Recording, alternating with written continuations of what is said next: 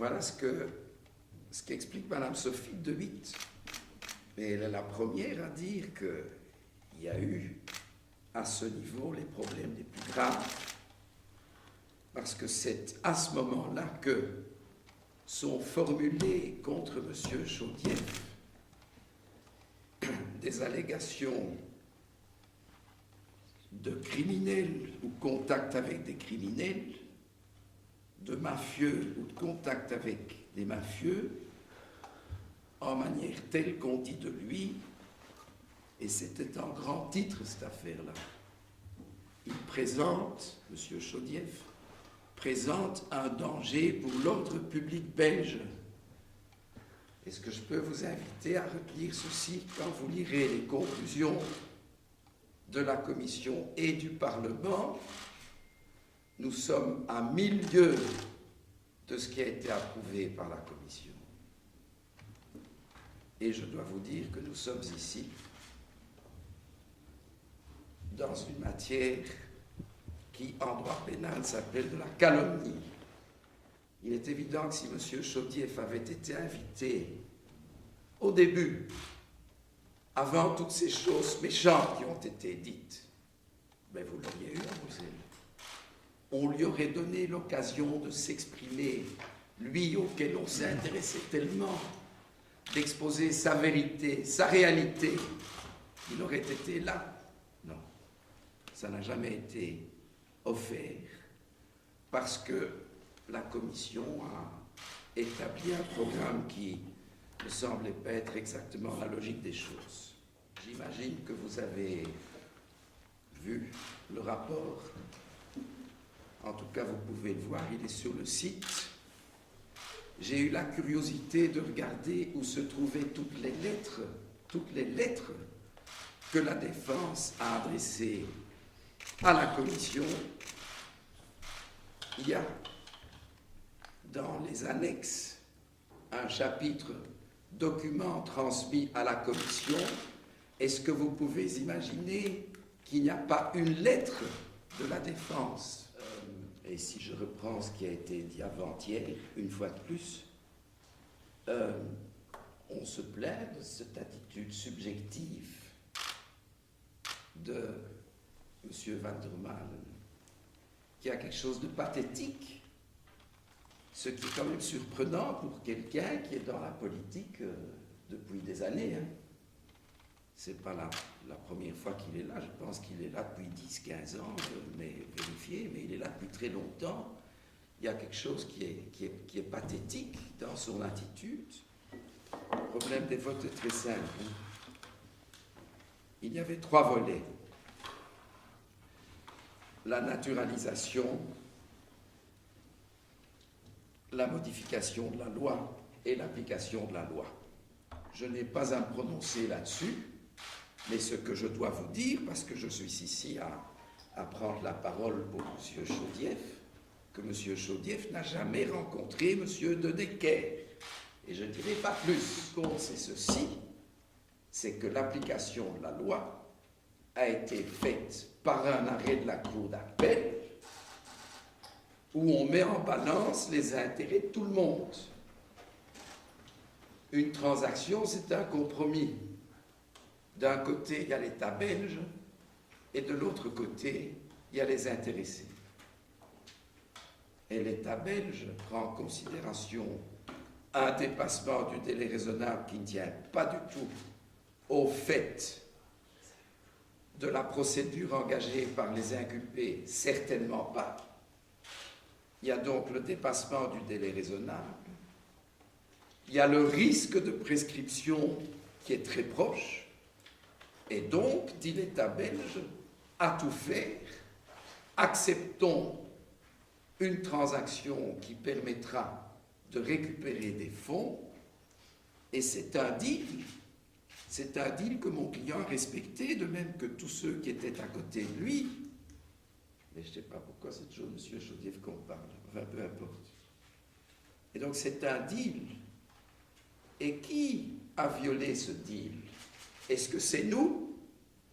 Certainement pas. Et personne n'a jamais pensé à ça. C'est l'État belge qui, par une commission organisée comme elle a été, fait en sorte que nous supportons maintenant les conséquences négatives de cette commission, et c'est précisément cela qu'une transaction pénale a pour objectif d'éviter.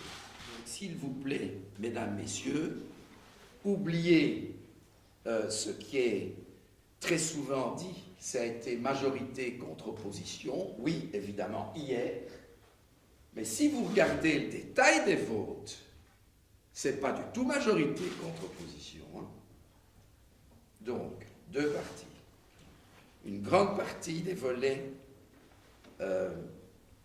constatation, appréciation, recommandation sont adoptés à l'unanimité.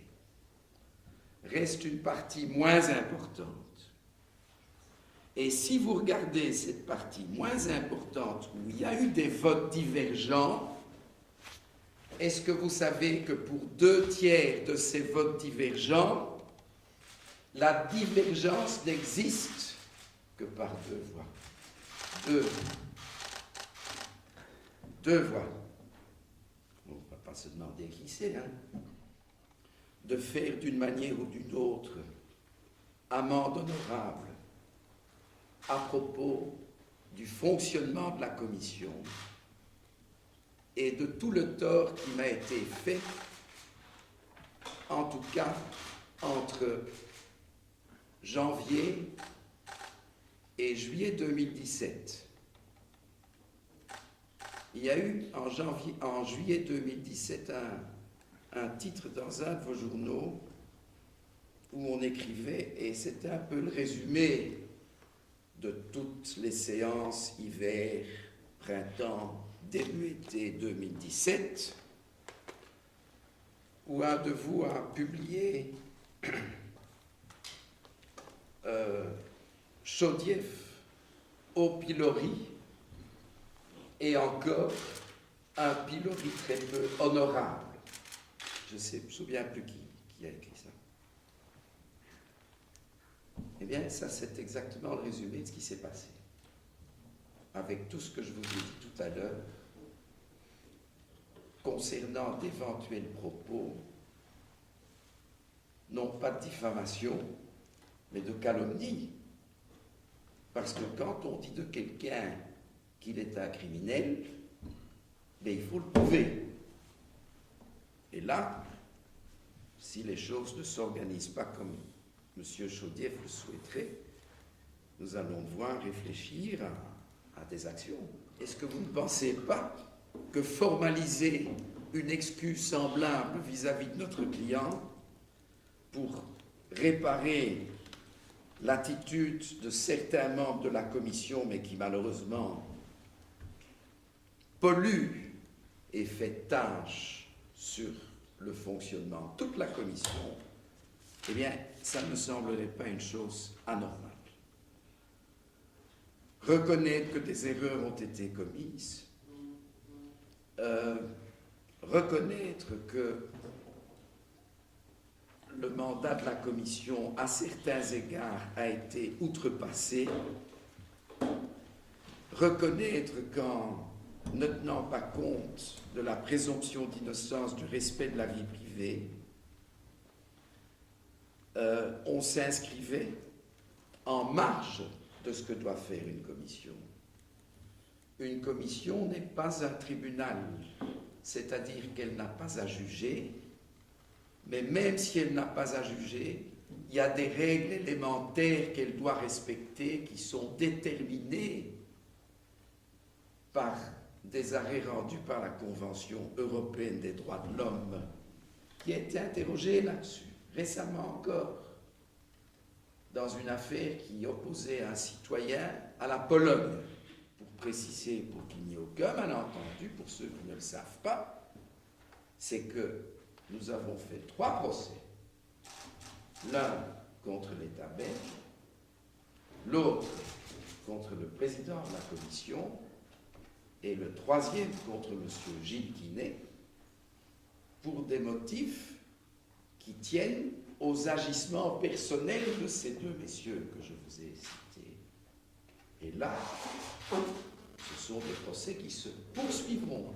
Vous dites que M. Chaudief a été touché par le fait de calomnie, par exemple. Il a été nommé criminel ou mafieux, mais c'est dans la commission même que le PTR, ou un représentant, ou la Sûreté de l'État, a dit, tiens, à l'époque, il y avait des indications qu'il y avait des liens avec le mafia russe ou kazakh, je ne sais plus quoi que... Oui. Donc, dans la conclusion, ça n'est pas pris. Numéro 2, nous touchions là une matière qui aurait complètement justifié la commission à entendre les témoins à huis clos, et l'erreur a été commise de la manière suivante. Il y a eu des documents qui ont été en possession des commissaires, et c'est la transmission d'un de ces documents, donc de manière fautive, qui a mis le feu aux poudres et qui a eu pour conséquence, ça c'est votre rôle, bon, vous êtes la presse, ça a mis le feu aux poudres, et c'est quelque chose qui, vis-à-vis du public, excusez-moi de le dire, nous sommes entre nous ici, c'est évidemment croustillant, dans les premiers, sur le plan de la corruption. Nous étions, je pense, les 17e, et nous sommes les 18e au classement, ce qui est loin d'être bon. Donc, ok.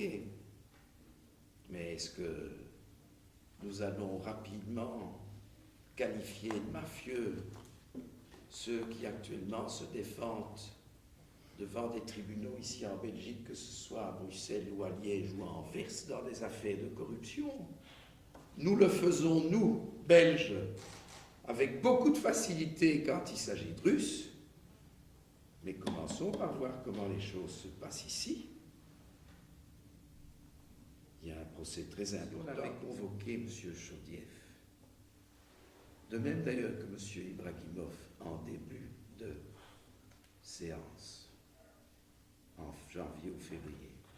On lui aurait donné l'occasion, lui, de venir au début, de donner sa vérité, sa réalité, comme il l'a vécu lui, avec ses collaborateurs, avec ses entreprises, avec sa famille, avec ses 3 enfants, ses petits-enfants, etc. Mais il l'aurait fait. Il l'aurait certainement fait. Alors, s'il vous plaît, ne lui reprochez pas maintenant de ne pas être venu, parce que le qualificatif aurait été obtenu d'une manière régulière, à propos de quoi j'ai des doutes. Non, on l'a qualifié comme ça, et cet homme a eu les jambes coupées, il n'est jamais venu. Voilà, ça c'est ma réponse. Cela dit, il est belge. Hein, que dites-vous? Il est belge, donc il n'est pas... Je sais qu'il est belge. Mais si on l'avait traité comme un Belge, pas simplement pour lui dire, monsieur, venez ici, mais avec un minimum de respect, évidemment qu'il venait. Et accordez-lui ce bénéfice.